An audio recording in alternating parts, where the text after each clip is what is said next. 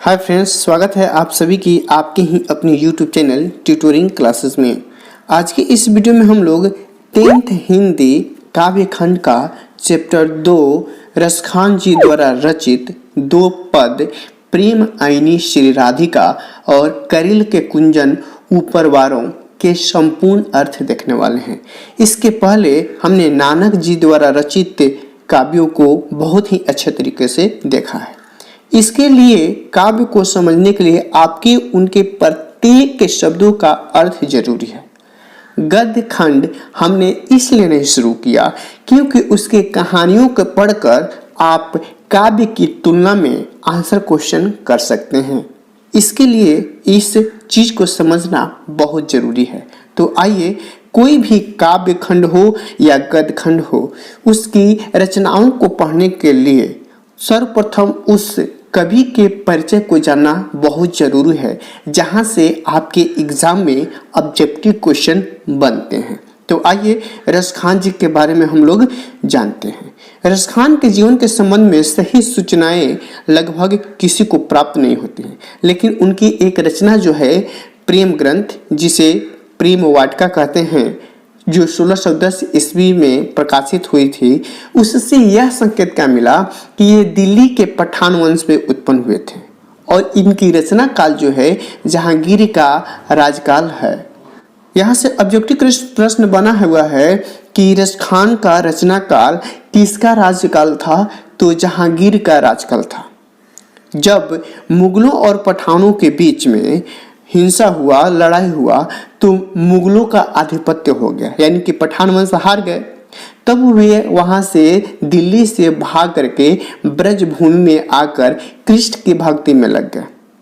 इनकी रचना से पता चलता है कि ये वैष्णव धर्म के बड़े गहन संस्कार थे, यानी कि वैष्णव धर्म के प्रवर्तक एक लेखा से देखा जाए तो हैं। निम्नलिखित में से किस कवि का संबंध वैष्णव धर्म से है, तो आपको रसखान को चुनना होगा।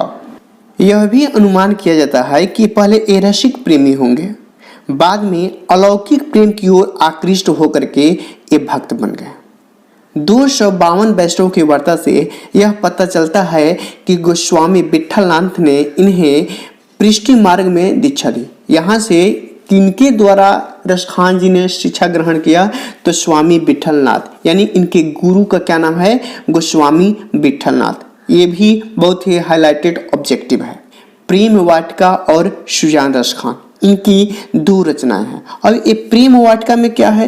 ये प्रेम वाटिका में प्रेम निरूपण रचनाएं मिलती हैं, जबकि सुजान रसखान जो है कृष्ण की भक्ति संबंधी रचनाएं हैं। यहाँ से प्रश्न बना हुआ है, सुजान रसखान में किनकी चर्चा है?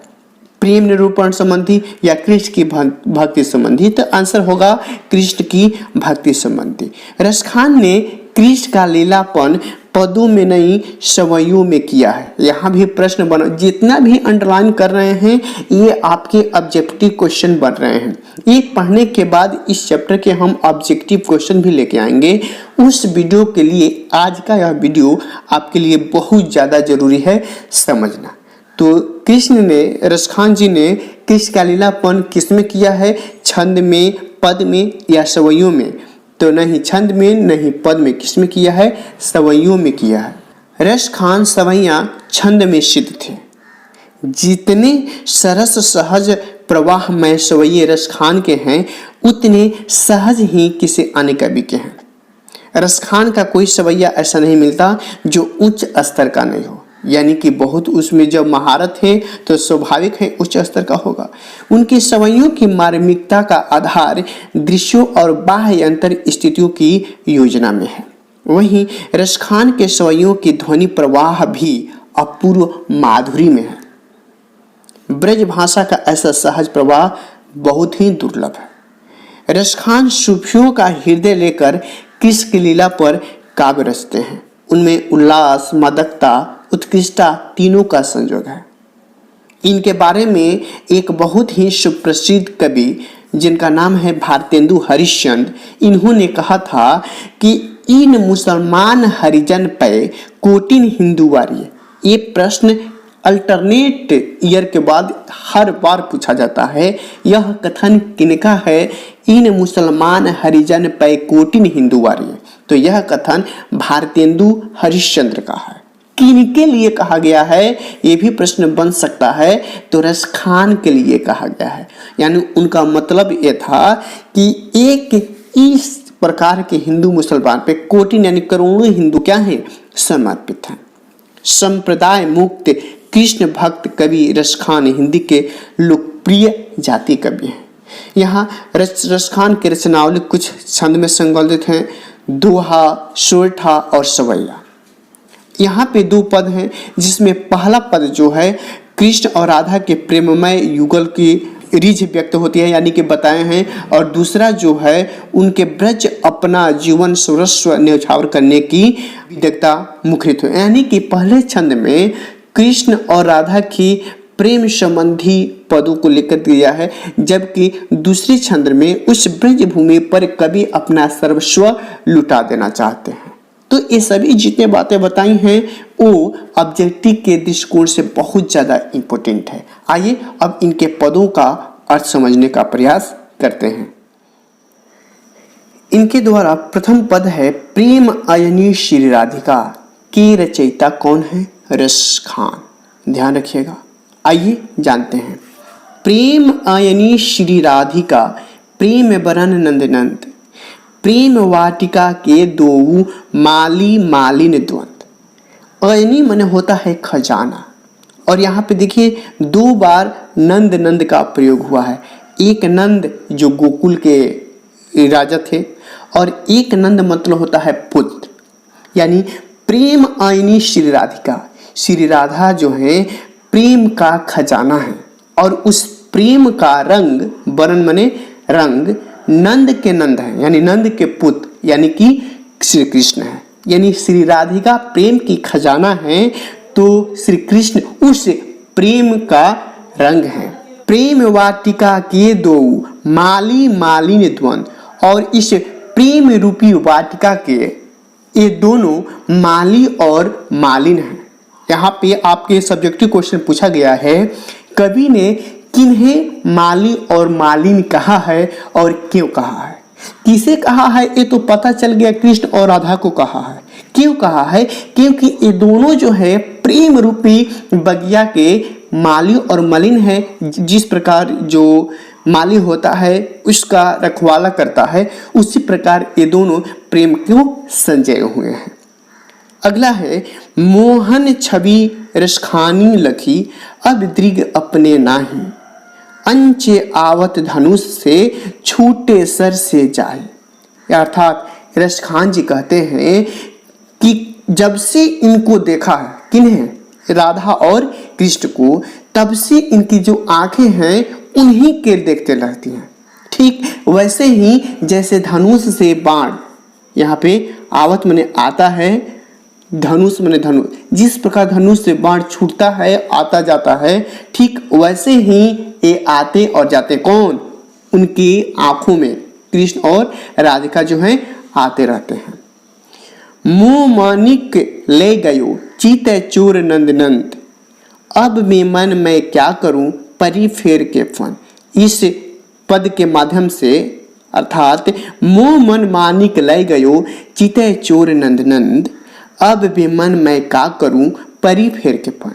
इस पद के माध्यम से रसखान जी अपनी व्यवस्था दर्शाते हुए कहते हैं, मेरे मन का मणिक नंद के नंद कृष्ण जी चुरा लिए हैं। यहाँ पे प्रश्न पर किसे ने, कवि ने किसे चोर कहा है और क्यों कहा है, ये भी प्रश्न आपके पाठ्य पुस्तक में पूछा हुआ है। अर्थात ये कह रहे हैं रसखान जी, कृष्ण जी ने इनके मन को चुरा लिया है। बेमन यानी कि इच्छा रहित हो गए हैं, उस प्रेम रूपी जाल में इस प्रकार फंस गए हैं कि वे निकल नहीं पा रहे हैं। अब बेमन मैं क्या करूं, अब बिन इच्छा रहित मन का हो गया है, अब इस इच्छा रहित बिना मन का मैं क्या करूंगा, मैं बड़ी फेर में पड़ गया। यानी कि वो अपनी विवस्था को दर्शा रहे हैं। प्रीतम नंद किशोर जातीन तय नैनन लग्यो मन पावन चित चूर पलक ऊंट नाही करी सको। अर्थात कह रहे हैं जिस दिन से इनके दर्शन हुए हैं, जा दिन तय नैनन लगियो, यानी कि जिस दिन से इनका सम्मुख हुआ है, इनके दर्शन हुए हैं, उस दिन से हर पल हर क्षण बिना पलक झपकाए उन्हीं की राह देखते हैं, यानी उन्हीं का इंतजार करते हैं। कौन? रसखांच। तो ये रहे प्रेम आईनी श्री राधिका पद के अर्थ। आइए दूसरे पद की ओर बढ़ते हैं। दूसरा पद है रसखांची द्वारा रचित करील के कुंजन ऊपर वारों के लेखक कौन है, कवि कौन है, रचयिता कौन है? तो रसखांच है। यहाँ पे अपना सरस्वर न्यौछावर करते हैं किस चीज पर? आइए देखते हैं। या लकुटी अरु कमरिया पर राज तिहू पुर की ताजी डरो। ये कह रहे हैं लकुटी मतलब लाठी। श्री कृष्ण जी जिस लाठी से गैयों को चराते थे, उस लाठी पे, और कमरिया माने होता है कंबल, यानी कि अपनी इच्छाओं को, अपनी हार्दिक अभिलाषाओं को प्रकट करते हुए रसखान जी कहते हैं इस लाठी और कंबल पे तीनों लोकों के राज को त्याग कर सकता हूं। फिर कहते हैं 8 सिद्धि 9 निधि को, यानी कि सिद्धियां 8 होती हैं और निधि, निधि माने खजाना, धन कमाने के 9 तरीके होते हैं, उन सभी को इस नंद की गाय चराने पे त्याग सकता हूं। फिर कहते हैं रस खाने कबौ इन आखिन सौ ब्रज के बनबाग तड़ाग निहार। वो अपनी इच्छाओं को, अभिलाषाओं को प्रकट करते हुए कह रहे हैं मेरी इच्छा है का कि उस वन के तड़ाग माने तालाब को कब इन अपनी आंखों से देखूं जहां कृष्ण जी उन गैयों को चराते थे। कोटिन रो कलधौद, कलधौद माने होता है सोना, धाम माने महल। उस कटीले बागों में, करील के कुंजन माने कि कटील जो होता है एक प्रकार का कांटेदार पौधा है, वो कह रहे हैं उस कटीले बागों पे करोड़ों सोने के महल भी उस कटीले झाड़ों पे न्यौछावर है, सब कुछ समर्पित कर सकता। तो ये रहे रसखान जी द्वारा दोनों पदों के अर्थ। अगर आपको किसी प्रकार के डाउट नहीं क्लियर हुए हैं तो आप कमेंट सेक्शन में एक कमेंट जरूर कर दें। प्लीज वीडियो को लाइक और शेयर कर दें। फिर मिलते हैं हम लोग अगली वीडियो में इसके ऑब्जेक्टिव क्वेश्चन के साथ। तब तक के लिए धन्यवाद।